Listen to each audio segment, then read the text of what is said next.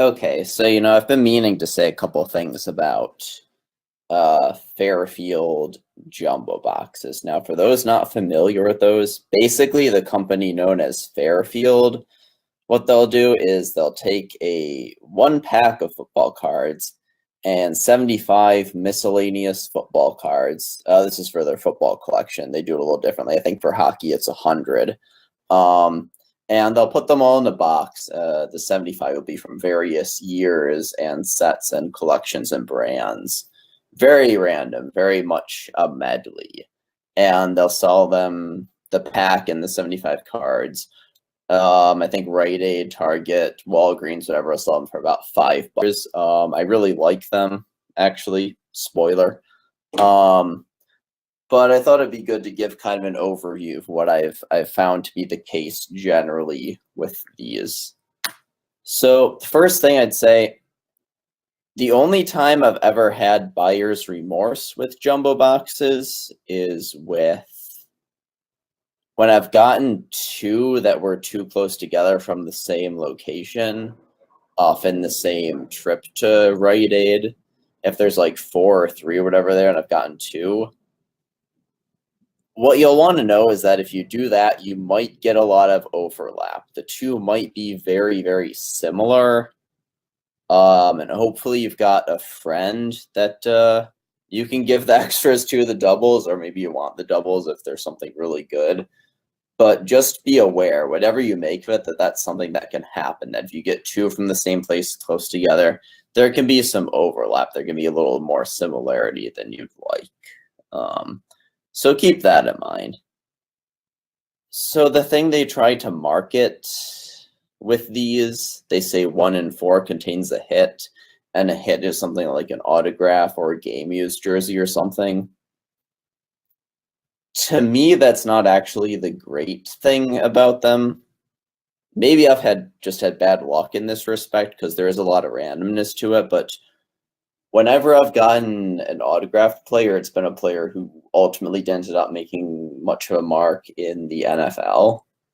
I think I've gotten 3 or 4 total, but in the case of Shaquille Evans, I think I got a rookie card of him that was signed.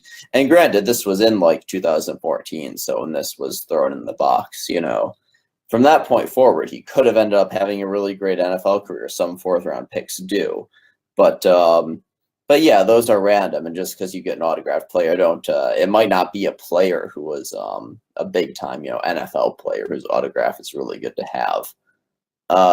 In the few instances I've gotten game-used memorabilia, in one case it was a Craig Davis. If you don't know who that is, that's yeah, you might not know who that is because that's it's the guy the Chargers took early in the draft that ended up didn't really start a lot of games or do a whole lot. And the other one's a Pat White. No, sorry, Kevin White. What am I thinking? Kevin White, the Bears receiver. And, he is still on the roster, so he could turn things around technically at this point. But, it's been 3 very ugly injury-plagued seasons, so who knows? But all I'm saying is, to me, that's not the big thing about getting jumbo boxes. To me, what's been nice about them, what's excited me, is that very rarely do I get one where there's not at least one rookie card of a really good player, if not a Hall of Fame player. Sometimes it's a Hall of Fame player or potential future Hall of Fame player, but they give you enough rookies that usually get at least a few that are rookies of players that were good or seem to be good, because sometimes it's a recent year you don't really know yet. But I'm speaking in very general terms.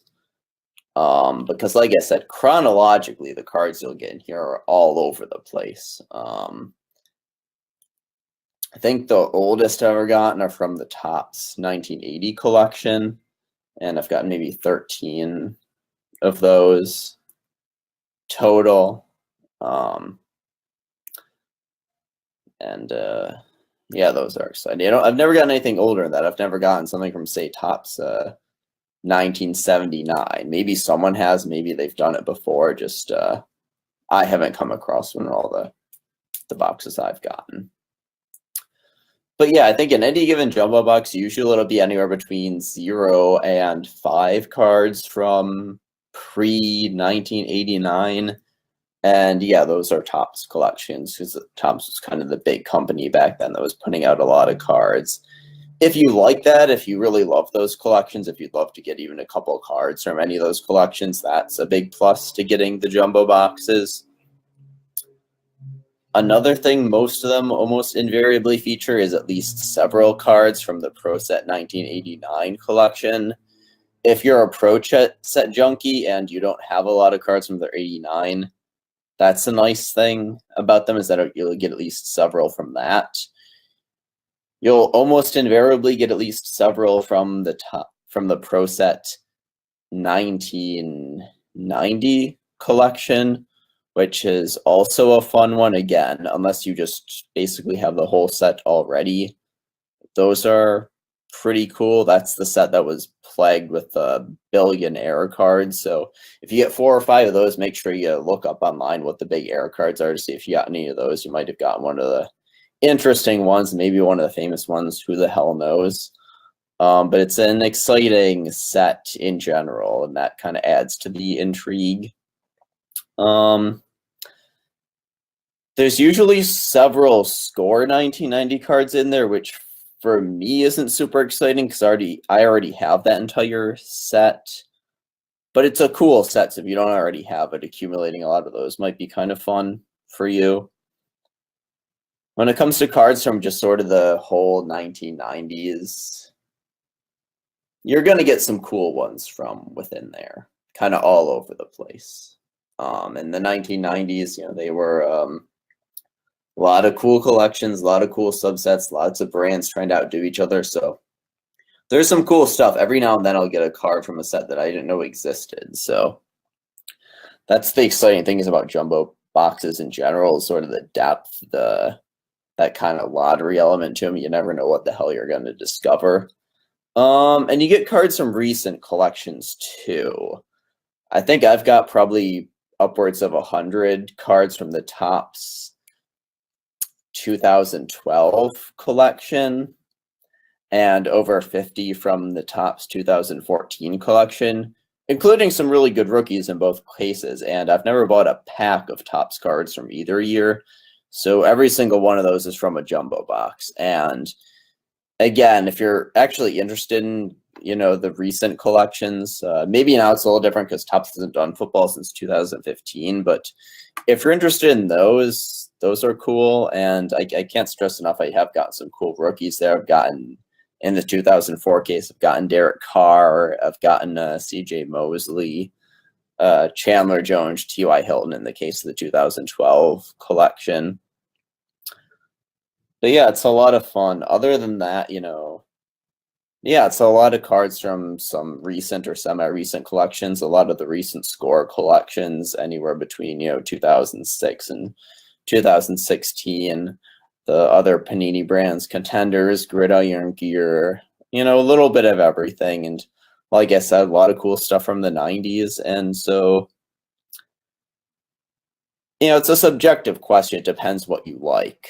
But I enjoy them. I've had a lot of fun. And, what are some of the best I've gotten in there ever? I got a rookie Pacific Dynagon Mike Vick.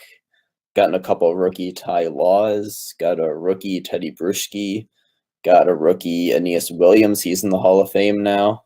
Got some rookies of some recent players that are hard to assess now, but seem like they're going to be really great, if not Hall of Fame caliber. So, yeah, the jumbo boxes are fun. I might do a box break at some point. I've seen some people do that on YouTube, and those are cool, and I think I could bring something interesting to that. So, but we'll see what happens. Hopefully this was helpful. Hopefully helpful as an overall assessment of things.